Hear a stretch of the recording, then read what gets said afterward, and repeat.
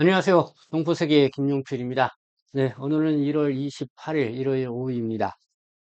안산에서 들려온 어떻게 보면 반가운 소식이랄까요? 아니면 뿌듯한 소식, 여러분들에게 오늘 좀 전해드리고자 합니다.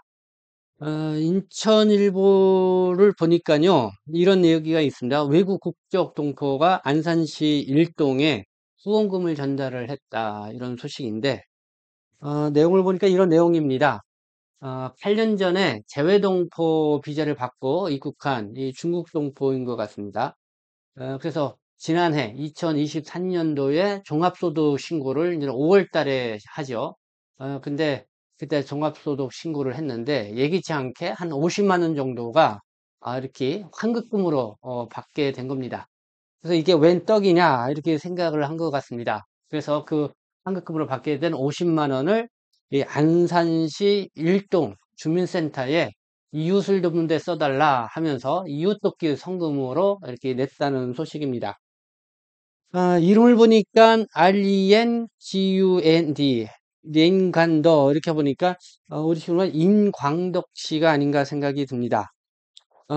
후원자 임강덕 씨, 네, 27일 이 안산 상록구에 있는 일동 행정복직센터에서 이렇게 보도자료로 어, 발표했는데요.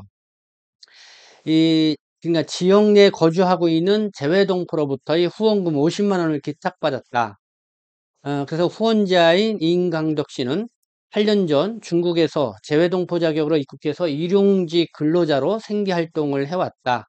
며칠 전 2023년도 종합소득신고 환급금으로 예상치 않은 돈이 입금이 돼서 그동안 시에서 받은 사랑을 이웃들에게 나누고 싶다는 생각에 환급금 50만 원 전액을 기탁하게 됐다. 이렇게 밝혔습니다.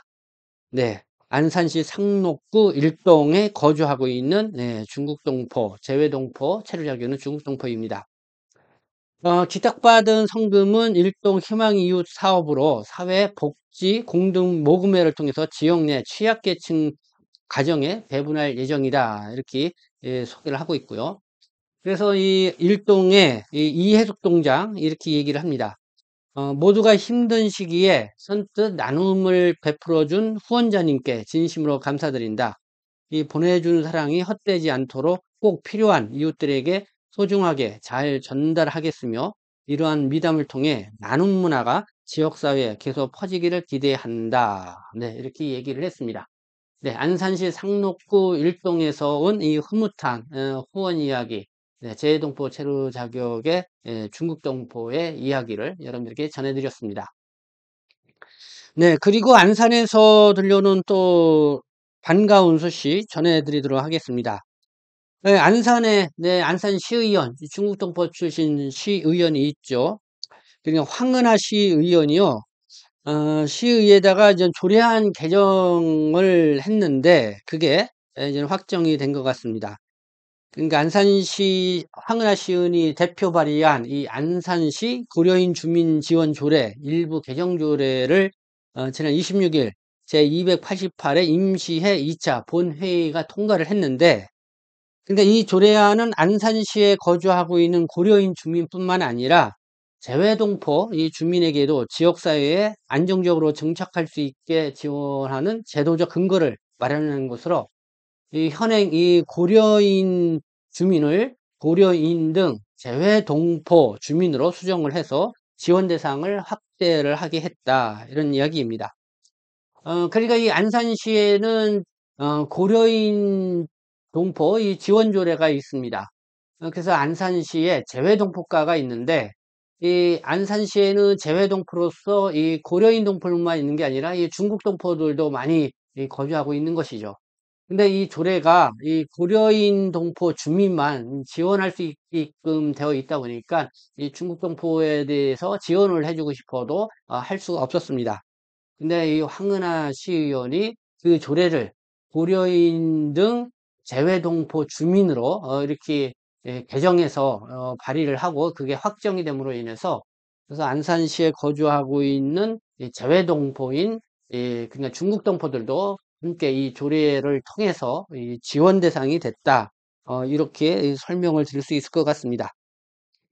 네, 어쨌든 뭐 안산시에 이 중부동포 출신 시의원인 황은하 시의원이 아무튼 적극적으로 활동을 하면서 결국 이렇게 조례까지 이렇게 개정이 됨으로써 어쨌든 중국 동포들에게도 일정 부분 이 도움이 되는 그런 뉴스가 아니었나 생각합니다. 여러분들이 많이 격려해 주시고 또 이렇게 힘을 보태주면 좋지 않겠나 생각합니다. 그래서 뭐 각 지방자치단체마다 이 지방조례가 있습니다.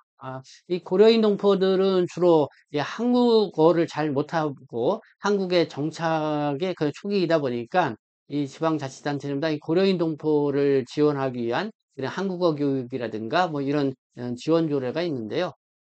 그러다 보니까 같은 이 동포로서 이 중국 동포들이 약간 좀 소외되는 느낌을 좀 받을 수도 있습니다. 그래서 어떻게 보면은 중국 동포들도 각 지역에서 그러니까 삶의 공동체를 이루면서 다양한 활동들을 하고 있고, 여러 가지 그런 지역에서의 역할들을 하고 있는데요. 이들은 재외 동포의 이렇게 한 부류로서의 어쨌든 이런 지원 조례가 좀 확대가 돼서 전반적으로 이 동포 사회에 훈훈한 이런 기운이 좀 돌았으면 좋겠다 이런 생각을 가져보게 됩니다.